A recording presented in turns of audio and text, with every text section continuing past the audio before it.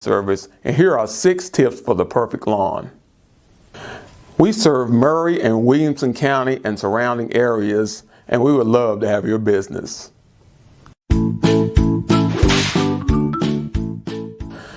Tip number 1 is climate. Different types of grass are subjective to their climate. There are 2 types of climate. There's warm climate and there's cool climate. Likewise, there are 2 categories of grass. There is the warm climate grass and there's cool climate grass.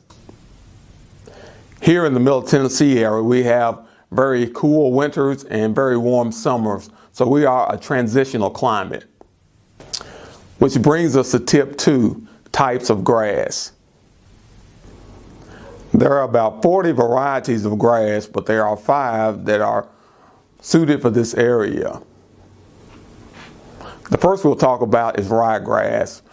Ryegrass is a good blending grass if you have bald spots in your yard, or you need to fill in an area, or you need new growth to be placed where something has destroyed your grass. Ryegrass is a good choice for that.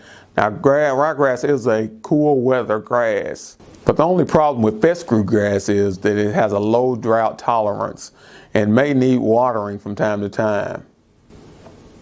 The next grass is Kentucky bluegrass. Kentucky bluegrass is very popular around this area, but it is a cold climate grass, but it may require more attention than others on this list. The next grass is Bermuda grass. Bermuda is a very hardy grass and it withstands high traffic. It has a high water drought tolerance.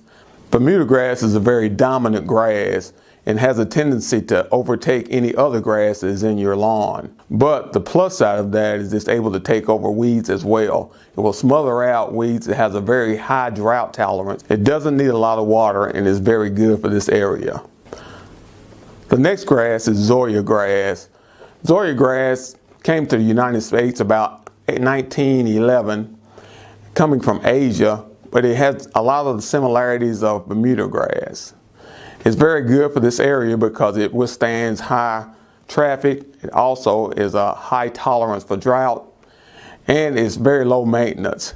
And like Bermuda grass, it has a tendency to take over wherever it's planted. So therefore, it's good for destroying weeds and for making a green plush lawn. Now, the most popular grass in this area is the tall fescue. You'll see the tall fescue in a lot of sports fields and a lot of people's yards because it's very high drought tolerance. Fescue grass is resistant to high traffic and it's very low maintenance grass.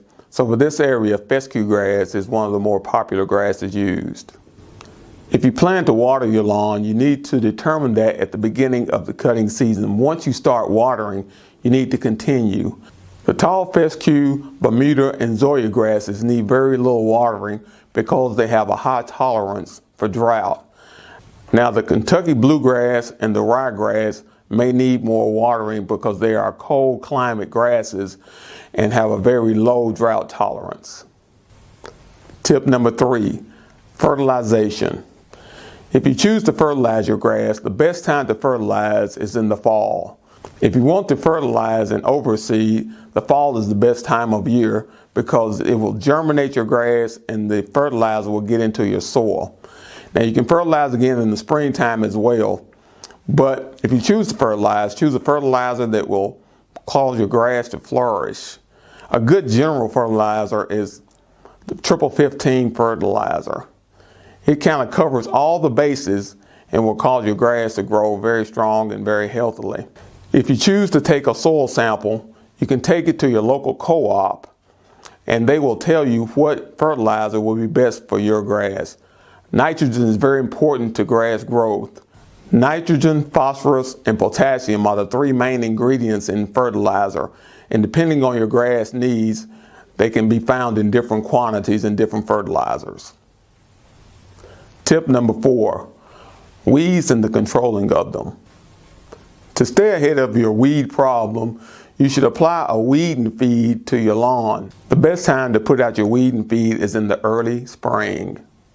The weeding feed contains fertilizer as well as weed killer.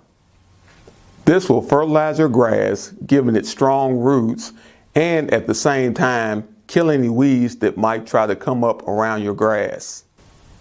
If your weeds persist after applying weeding feed, wait till late May, early June and apply once again, because the more weeds you have, the more infertile your soil.